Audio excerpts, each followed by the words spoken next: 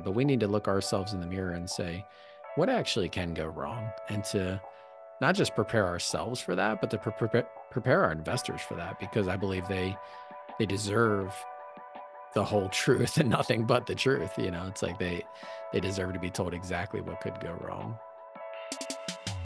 Welcome to Multifamily Insights. I'm your host, John Casman, and welcome to another great episode here of the show. Listen, very excited for today's show, but before we get into that, I want to hear from all of our listeners. If you're an avid listener, give us some of that feedback. Let us know what you think about the show so other folks can find this and get great feedback for themselves.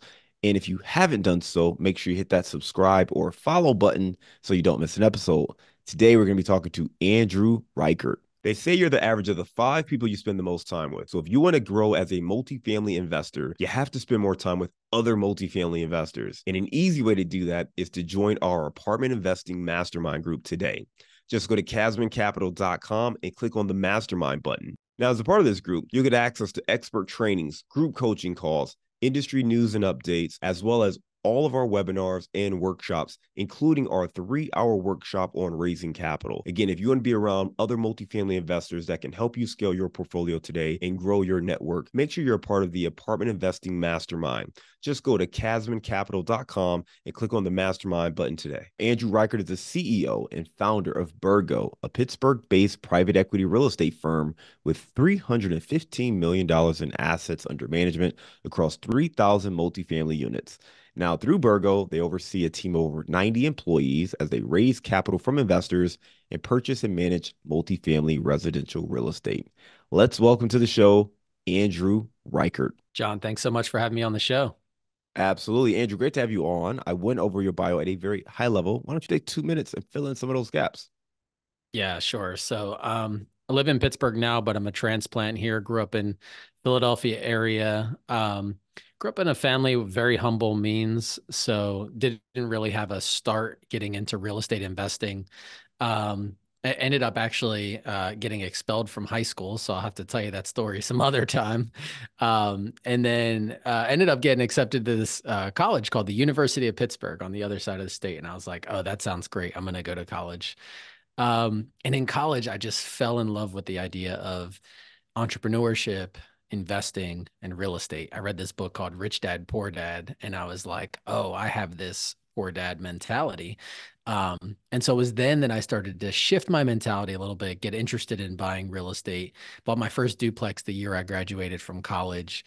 Was working a great job for a bank for the next 5 years, but ultimately ended up resigning from that job to start the company that I now have. Man, I love it. You talked about, growing up, getting expelled from high school, getting another chance, going to college in Pittsburgh, reading Rich Dad, Poor Dad, and having that really change your mindset. It ultimately led you into entrepreneurship and eventually the launch of Birgo. Let's start at that beginning, right? You got expelled in high school. We were kind of joking before we hit record about some of the fun things I saw in Buffalo, but talk to me about what happened, man, and what was the point where that experience kind of allowed you to recognize the opportunity in front of you and to get your life back on the right path.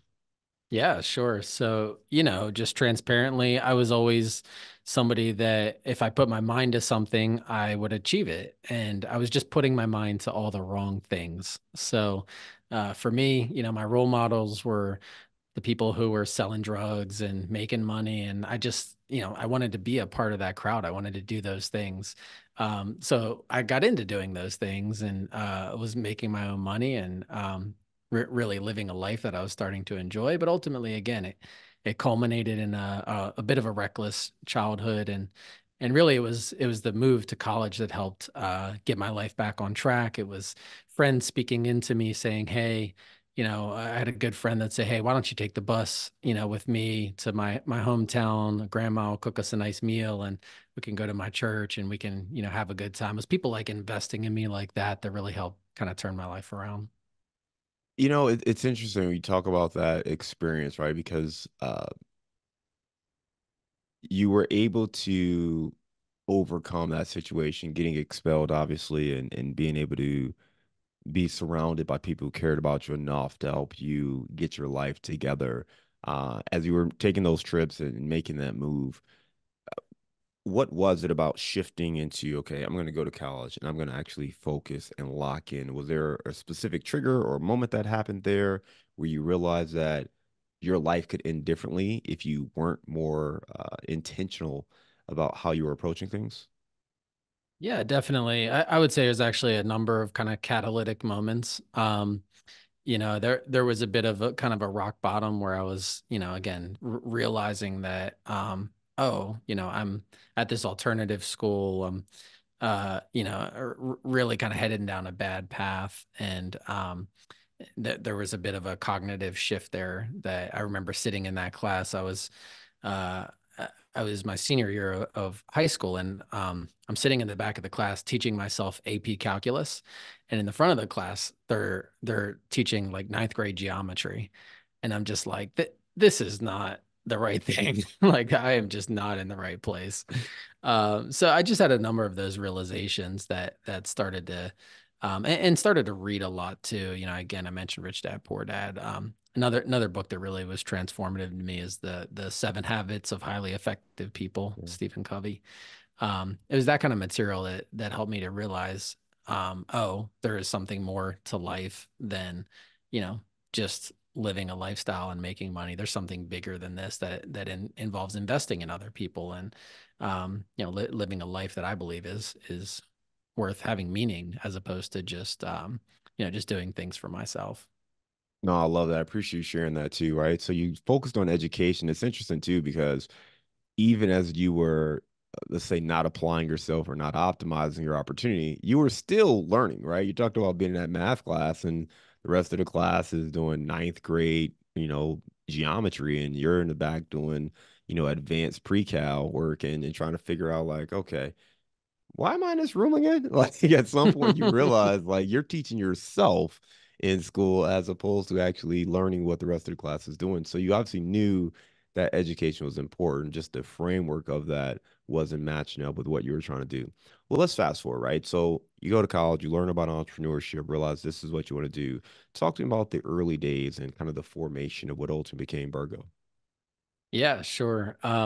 So in terms of entrepreneurship, I had always kind of like dabbled. I started a little consulting company while I was in college. I had missed out on some financial aid myself when I had applied for college because I made some mistakes on the application. And I was like, oh, I wonder if other people made these mistakes. So I started a little practice, kind of consulting practice related to that. So just started dabbling, but really fell in love with real estate. And so it was my senior year, and this was before the crash of '08 and '09. And yeah, the banks were just doing some pretty crazy things at those times. So I start to read every book. To your point, I've always been huge on education. And most of that was actually educating myself. So I started to pick up every book I could find on zero money down, right? Like, because I had no money. So I'm like, let me learn something about how to buy real estate with no money. So I'm reading books on short sales and foreclosures and no money down. And um, lo and behold, I end up buying a duplex with no credit, no cash, really no experience, and I walk away from closing with a check for 20 grand. So not only did I not bring any money to closing, I walk away from closing with a check for 20 grand. So that was my start in real estate. That was kind of how I ended up, buying real estate, took that check for 20 grand and used it to buy additional real estate. Some people call that pyramiding. I refinanced that one, used that to buy more real estate, and the rest is history. I love it, man. So talk to me about taking that experience, right? Reading about no money down, actually putting that in practice, walking away with 20K, pyramiding your portfolio. How did that transition into Birgo? Yeah, so I ended up getting to the place where I had 20 units that I was managing myself, and I was still working a full-time job. So I had a great job with a local regional bank that was really a fascinating job. I loved my job, honestly. I was in a little entrepreneurial group within a larger bank that we were doing some really cool stuff. Um, but all the while I'm investing in real estate passively. And I was managing them. So it was almost like I had, two full-time jobs at the time. And I knew just something had to give. And so I decided to take the leap, and that was the hardest decision. That was the hardest part. I went from making a really, really good salary to making $0 a year. And again, just given my background, like I would have I would have really enjoyed making that nice salary for a long period of time. I was being treated really well by this bank, and I could have stayed there for a long period of time. So I had a lot of people, advisors at the time, that were saying, why would you leave your job? You got a great job. But I remember one advisor in particular said, you know what? You can always go back to doing that type of job. You can always go back to the bank. Maybe not that bank, but you can always go back to that kind of work. And he just kind of encouraged me to take the leaps. That's how I got started. I love it, man. I love it. So you decide to take the leap. You've got your 20 units. You decide, hey, okay, I'm going to go full time, building out my own business. Do you start by buying larger apartments at this point? Do you start raising capital? What does that transition look like for you? Yeah, great question. Actually, a little bit of both of those things. So I had 20 units, which were, duplex, triplex, a couple 6 units. I mean, smaller stuff. Um, and what I decided to do at the time, this is 2012, I decided to talk to a couple one-off investors to see if I could create a couple small limited partnerships to just buy nothing huge, just a little bit bigger, a 9 unit, an 11 unit, 15 unit, that kind of stuff.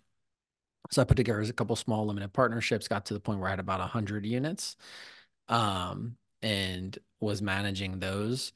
At that point, my wife actually came on board and joined me. The management was becoming pretty challenging, 100 units. So she came on board, and it was the two of us at that time. So that was 2014, and then it was the following year we decided to launch our first private equity fund and really have a proof of concept raised from external investors into a fund and go a little bit bigger on acquisitions.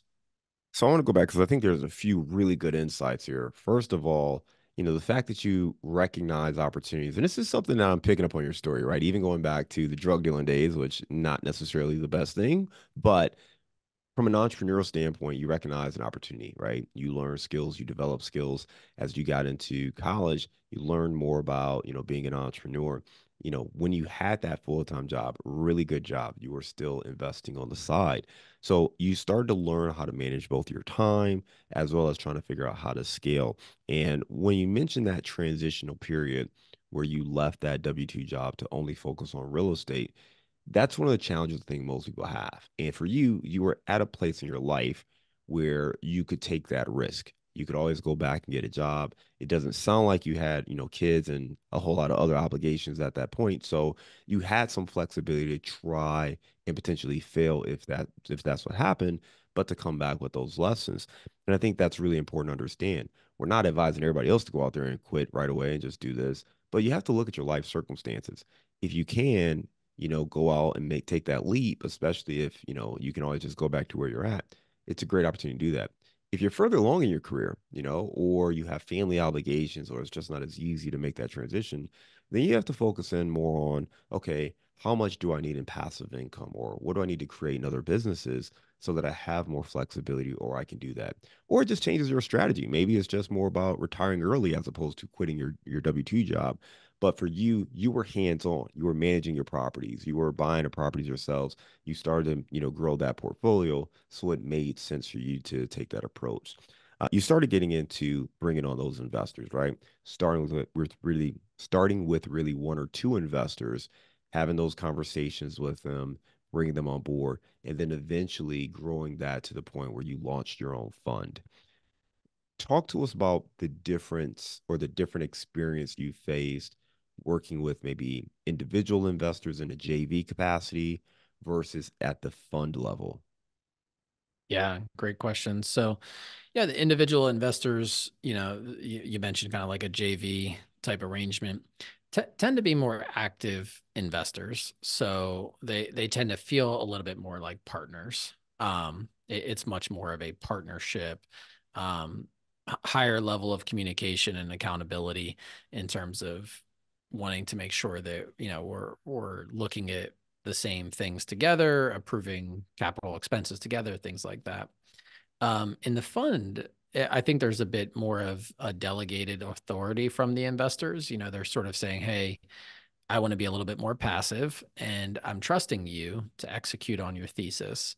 And so, as we launched our first fund, now our first fund, it was a smaller fund.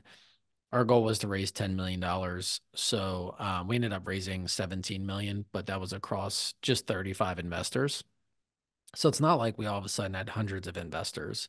It was still a very small, kind of tight knit group, but it was structured as a fund. So structured as a fund with people that, really expected to be a little bit more passive in their investment. Yeah, I mean, we're gonna come back to that. I think that's an intriguing point.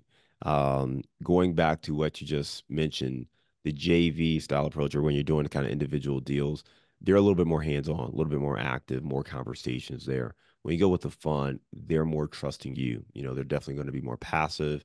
They're really looking at you to kind of lead. You mentioned that, the fund, your goal initially was to do a $10 million fund. You ended up actually raising $17 million across 35 investors. Quick math tells me that's roughly a little bit more than 500,000 on average per investor. So these are pretty, either high net worth investors, or you had, a couple of big check writers, and maybe more folks in that $100,000 range. Talk to me about what it takes to raise that kind of capital where you're averaging $500,000 per investor. Like, what did you have to do, or what did you have to present in order to get those high net worth investors comfortable investing in your fund? Yeah. Yeah. Good question. I really think, and you're right, they are high net worth people, many ultra high net worth folks, $500,000 average check size. Some of them were 1 million, 2 million. We had some bigger checks there. And I think the number one question that investors like that are asking themselves and asking us is, can I trust you? They're asking, hey, can we trust you guys? Um, and so, from my standpoint, I think it's really about being trustworthy. So, despite my little bit of delinquent, juvenile history, as a youth that was making lots of bad decisions, yeah, I sort of did a total 180 later in life where integrity is just like my number one core value. And I think investors can sniff it out, like if you're just faking integrity or if it's real.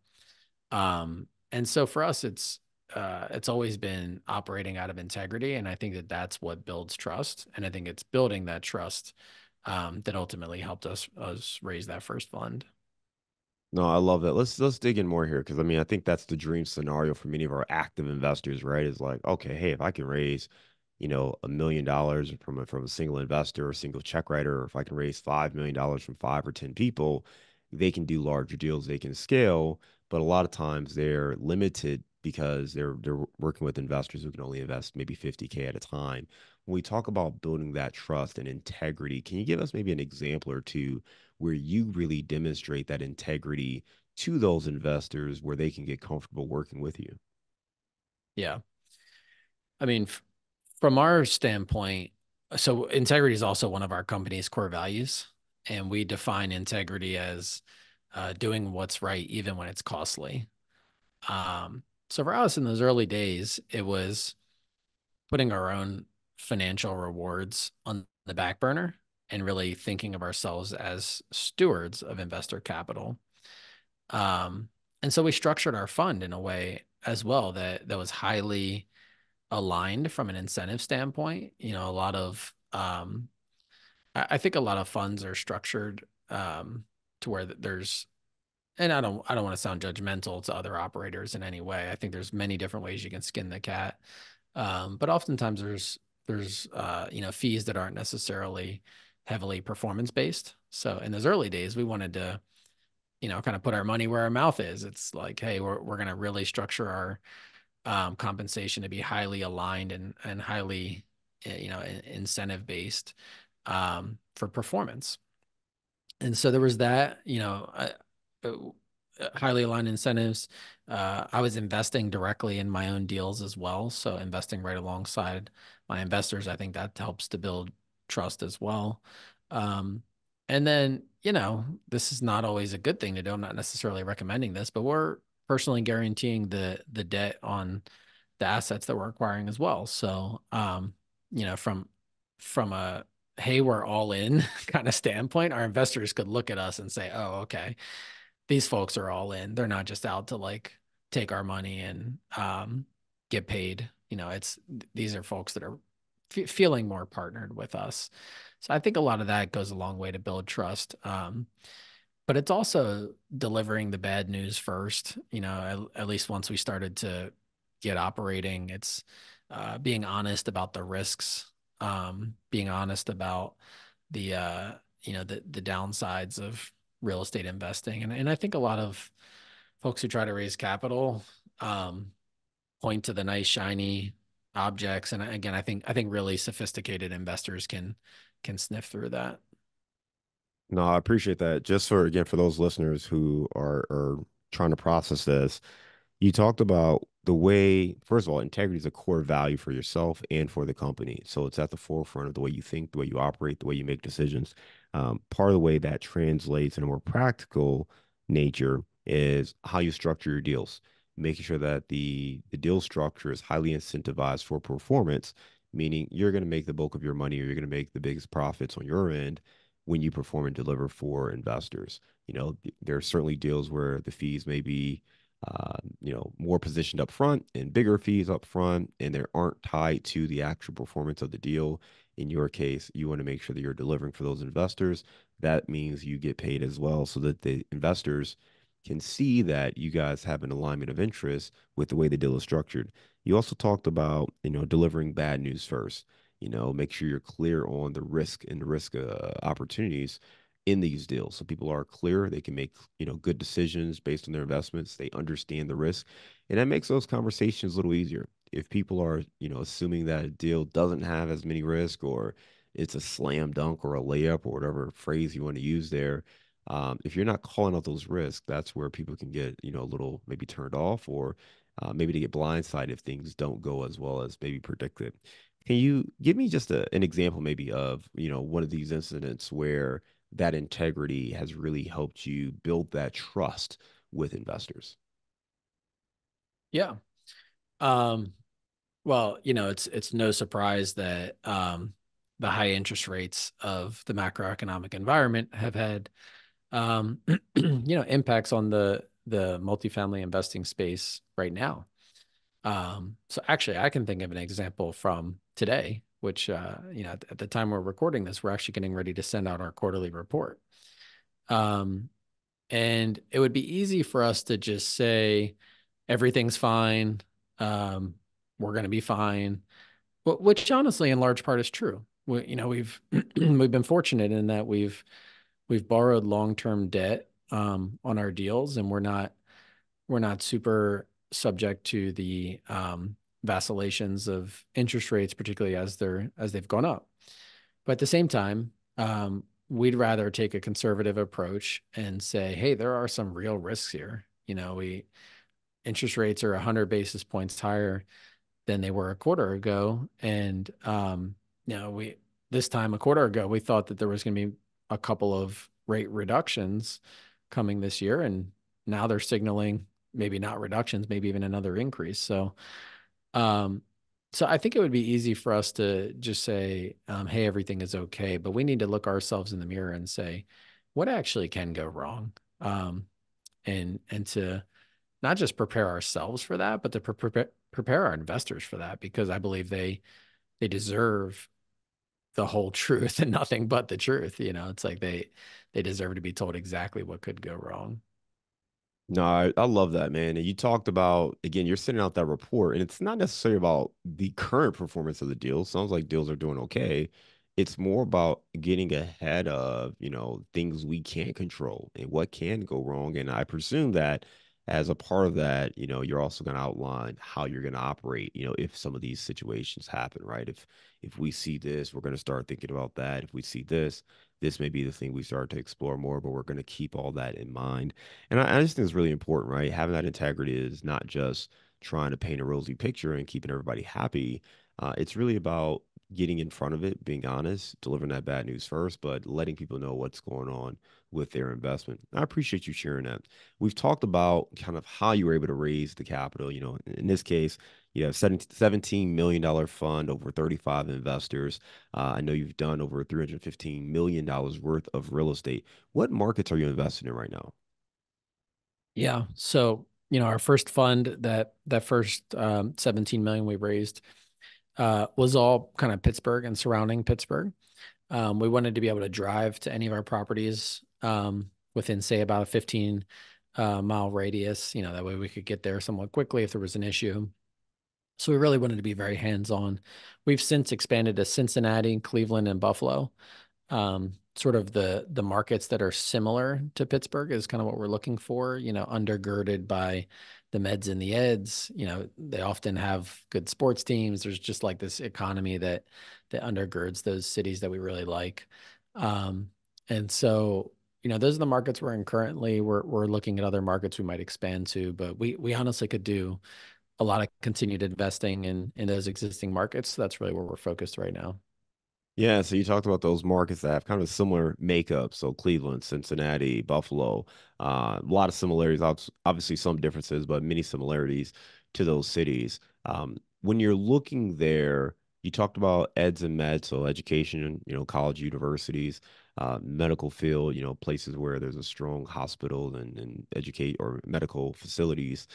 What other things are you looking at when you start looking at these markets? Are you diving deep into demographic trends? Are you looking at more of the economic makeup, the policies? Give us a little bit more context of what you look for there. Yeah, we look at all those things. Those are all great things to be looking at. I think we have a 12 factor analysis that we do on a new market. So, without getting into too much detail, a couple of things we're looking at as well are uh, can we generate yield? So, for example, there's a lot of capital going into lots of other markets. And it would be easy for us to raise capital in those markets. So the Sun Belt, for example, is tons of capital, tons of population growth.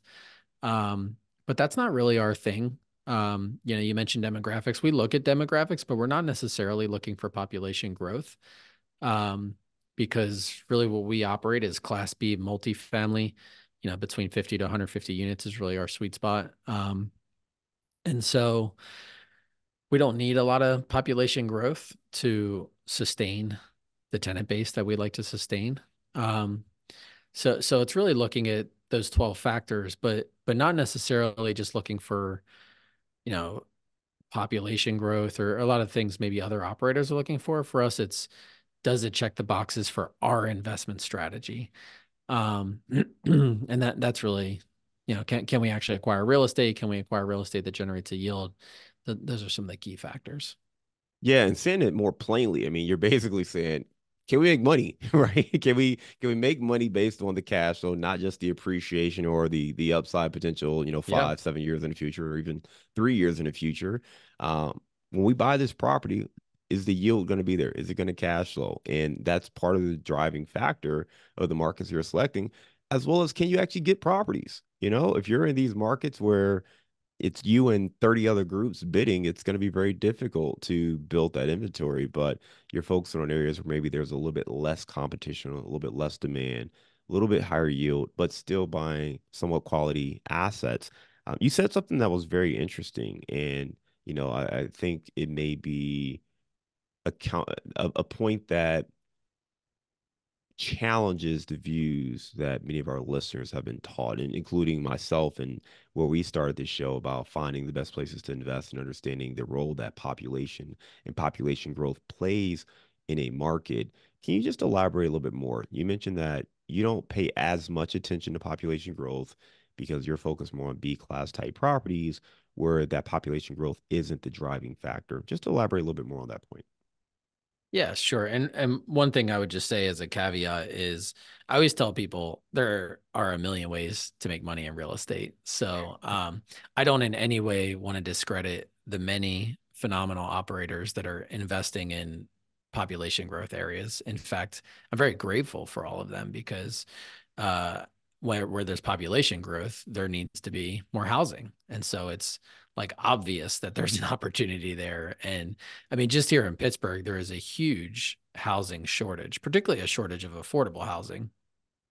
So I credit any multifamily operator for finding any niche that it is something that they can make money doing and something that the world needs, right? Like that's the goal.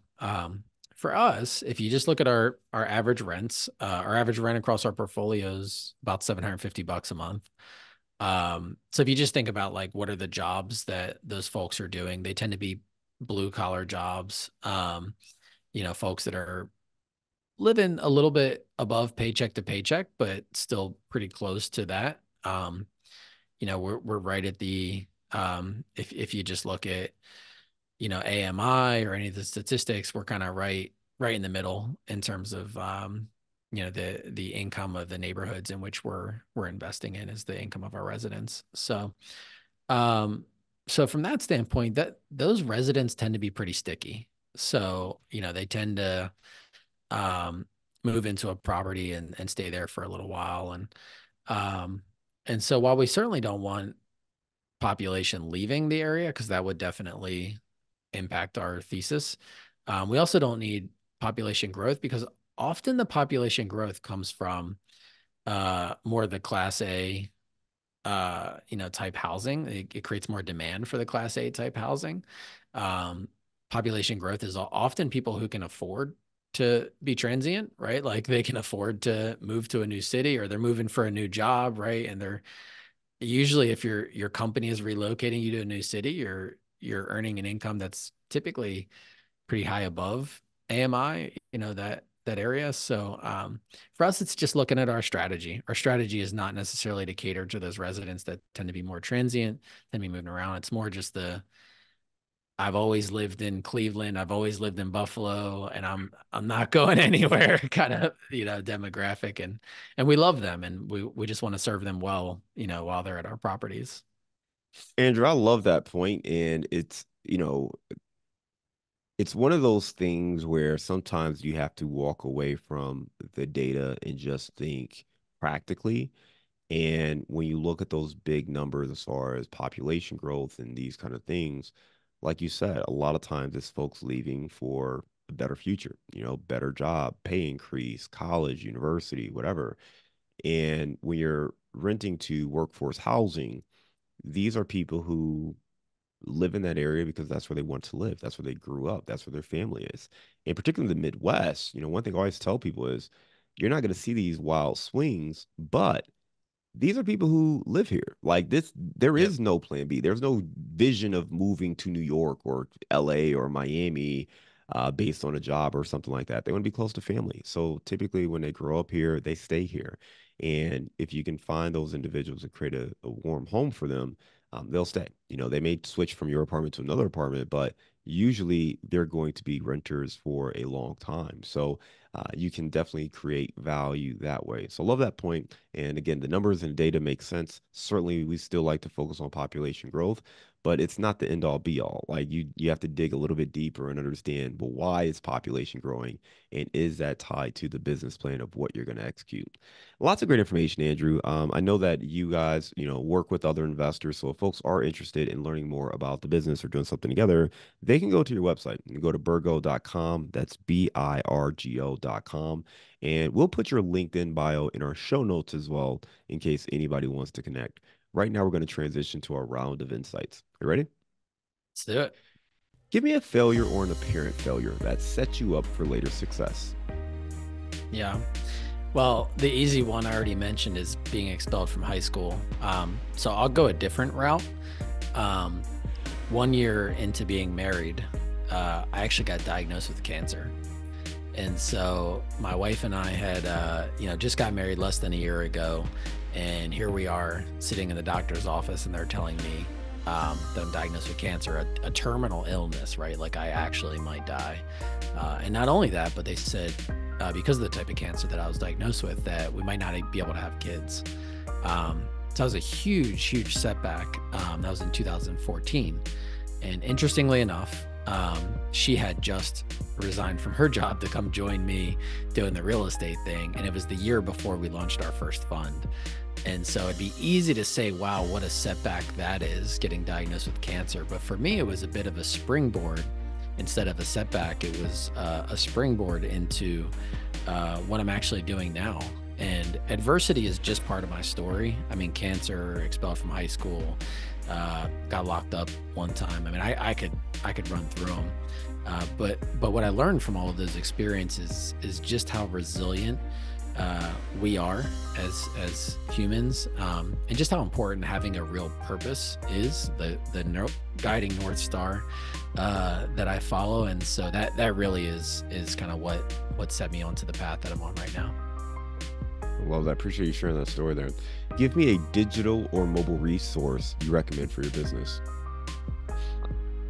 It's a good question. I mean, I think I would probably have to point to using artificial intelligence. So generative AI we actually just did an entire teaching session on this at our company. But I would say like ChatGPT is something having ChatGPT on my phone is something I use for my business and just my personal life in general. All right, appreciate that. Give me a book you recommended or gifted the most in the last year. I mentioned a little bit about the importance of purpose as I was talking about setbacks. Probably my favorite book on identifying our unique purpose that I recommend and give away all the time is a book called Living Forward. Michael Hyatt was one of the co-authors, and he's been a mentor and a coach of mine through the years. And I just really love that book. It's something that anytime I'm trying to help people understand their purpose, I always point them to that book. What's a daily habit that helps you stay focused on your goals? My keystone habit, my number one most important habit is my morning routine. Again, I read this book called Miracle Morning. In fact, I read the book the year I got diagnosed with cancer. And the author, having been through adversity himself with a terminal accident and then later cancer, came up with this Miracle Morning using this acronym SAVERS. And that's the exact routine that I do every single morning. Love it. Love it. And you mentioned the cancer, and I should have asked, or I was going to ask towards the end, but I'll ask now. How are you doing? I mean, that was 10 years ago with the diagnosis. So, I mean, how do things sit today? Doing great. Yeah, I've been 10 years cancer free. And actually, again, if you think of that as a springboard, it's put me on a path of being super curious and into health and fitness. So I get my blood work all the time. I track my markers. I'm very proactive about my health now instead of reactive, and super healthy. I love it. Appreciate that, man. Congratulations on that. We'll definitely keep you in our prayers there. All right. Back to our round of insights here. All right. Give me your number one insight for raising millions of dollars of capital for real estate. Number one insight for raising a lot of capital for real estate, I've already mentioned, in my opinion, is trust and integrity. I think you have to make yourself somebody that people want to invest in order to be able to raise millions. And in my opinion, the way to do that is to be a trustworthy person and to be somebody that folks want to invest in. Love that. All right, let's lighten the mood a little bit. You are in Pittsburgh. Give me your favorite place to grab a bite to eat. Oh, that is such a hard question. I'm like a huge foodie. And so it's like an impossible question. And in fact, answering that question is like needing to pick a favorite child among my three daughters. It's like I have so many favorites. But if I had to pick, I would point people to this place called Tako, Tako. Taco is actually the Japanese word for octopus. But they make these tacos. In fact, they make an octopus taco. It's called a taco. And then they also have mezcal and tequila. I'm not a huge drinker, but when I do drink, those are my drinks of choice. So it's just a fun vibe. They have really good food. I love it, man. Definitely check that out. Tako, Tako, when you're in Pittsburgh. Andrew, you gave us some great information, man. Loved hearing about your story, overcoming adversity at a young age, getting into real estate, reading the books, having a great job, but recognizing that you had an opportunity to really grow and take that leap of faith You did that, scaled the business, started working with investors, and here you are today investing in, four cities, Buffalo, Cincinnati, Cleveland, and Pittsburgh, with a $315 million portfolio. So love the insights you shared as well on how you look at the markets, how you look at opportunities, and how you're looking to scale and grow your business. Again, for folks who want to learn more, they can go to birgo.com and they can check out your profile on LinkedIn. We'll make sure we link to that in our show notes. Thanks again for being a great guest and coming on Multifamily Insights. We look forward to staying in touch with you and I hope you have a great day.